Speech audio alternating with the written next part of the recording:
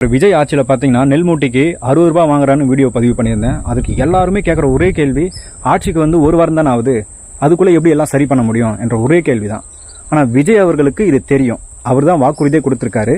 கொள்முதல் மையங்கள்ல இந்த நெல்ல ஏத்தி இறக்கிறதுக்கு, அதாவது லோடிங் அண்ட் அன்லோடிங், அதுக்கு ஒரு 40 கிலோ மூட்டைக்கு 40 ரூபா கமிஷன் வாங்குறாங்களாம். அரசாங்கமே ஒரு மூட்டைக்கு 10 ரூபா கொடுக்கறாங்க, ஆனா இவங்க அதுக்கு மேல 40 ரூபா கமிஷன் வாங்குறாங்க அப்படின்னு முதல்வர் தான் மக்கள் கிட்ட பேசும்போது சொல்லியிருக்காரு. அப்போ இந்த விஷயம் அவருக்கு தெரியும்.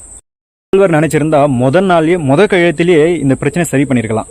அதாவது ஒரு மூட்டை கொள்முதல் பண்ண 10 ரூபாய் அரசு ஒதுக்குது, கமிஷனா பாத்தீங்கன்னா 40 ரூபாய் வாங்குறாங்க. அப்போ ஒரு மூட்டை கொள்முதல் பண்ண 10 ரூபாய் பத்தல, அதனால மக்கள் கிட்ட இருந்து கொள்முதல் பண்றவங்க என்ன பண்றாங்க, அவங்க பணத்தையே போடுவாங்க. அப்போ மக்கள் கிட்ட இருந்து 40 ரூபாய் வாங்குறாங்க. அப்போ ஒரு மூட்டை கொள்முதல் பண்ண மொத்தம் 50 ரூபாய் தேவைப்படுது. அப்போ அரசு தானே அந்த 50 ரூபாவை கொடுக்கணும். அப்போ இது முதல் நாளே விஜய் அவர்கள் இந்த முயற்சியை எடுத்து பண்ணியிருந்தாருன்னா, நாங்கள் வந்து இந்த ஒரு 6 நாளே வந்து பார்த்தீங்கன்னா பல கோடி ரூபாய் வந்து விவசாயிகளுக்கு மிச்சமாயிருக்கும். வாக்குறுதி கொடுத்ததுனால ரொம்ப எதிர்பார்ப்பாக இருந்தோம்.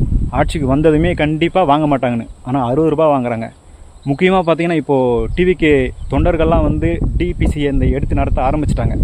அவங்களும் என்ன பண்ணுவாங்க, அரசு கொடுக்கலாம் மக்கள் கிட்ட தான் பணத்தை வாங்குவாங்க. அது அரசு தான் வந்து முதலீடு பண்ணணும். ஏன்னா அவங்களுக்கு தான் வந்து நெல்லை வாங்குறாங்க. அப்போ அரசு தானே பணம் தரணும்.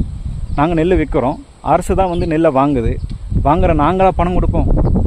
தயவுசெய்து இதை முதல் கையெழுத்தில் பண்ண முடியல, இந்த உடனே இன்றைக்கே பண்ணால் கூட ரொம்ப சந்தோஷம். விவசாயிகள் எல்லாருமே மகிழ்ச்சியாக இருப்பாங்க. இந்த நல்ல விஷயத்த தாமதம் பண்ணாமல் உடனே பண்ணணும். அதுதான் எங்களுடைய கோரிக்கை.